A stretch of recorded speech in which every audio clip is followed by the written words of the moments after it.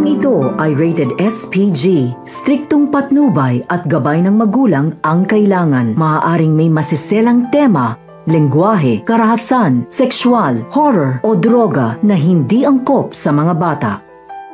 Nagulat nga itong si Lynette nang may mga armadong nakapasok sa kanilang bahay. At agad naman tumakbo itong si Lynette doon sa kabilang kwarto. Ngunit na-corner naman siya bigla ng dalawang lalaki.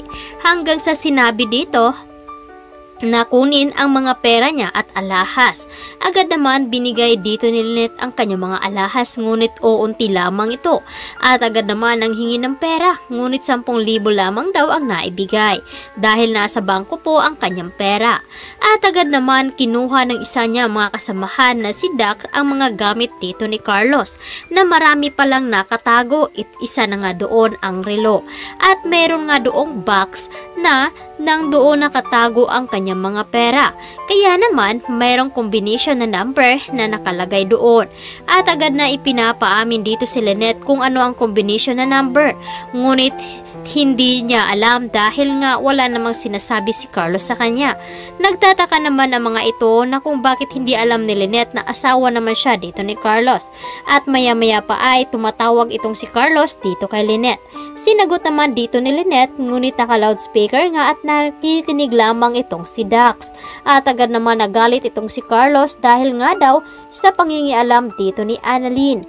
Agad naman sinabi dito ni Carlos na kapag hindi daw madisiplina dito ni Lynette ay si Carlos nga daw ang magdidisiplina dito kay Annalyn. Agad naman tinanong dito ni Lynette kung anong oras nga daw uuwi itong si Carlos. Kaya naman sinabi na kinabukasan pa ng umaga. At dahil dito ay sinabi naman dito ni Dax na kailangan samahan niya itong sa bangko upang makuha ang kanyang pera.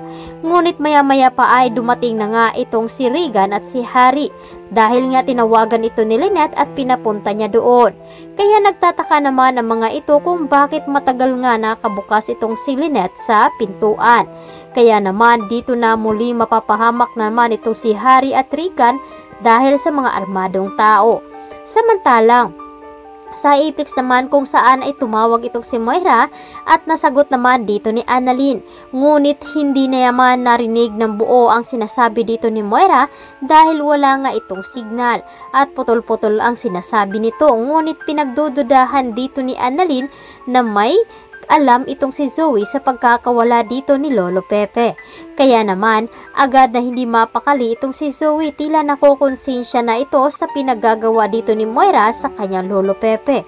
At agad naman tumawag muli si Carlos kay Zoe at agad niyang sinabi dito na na-stress na nga daw siya sa pangingialam dito ni Annalyn.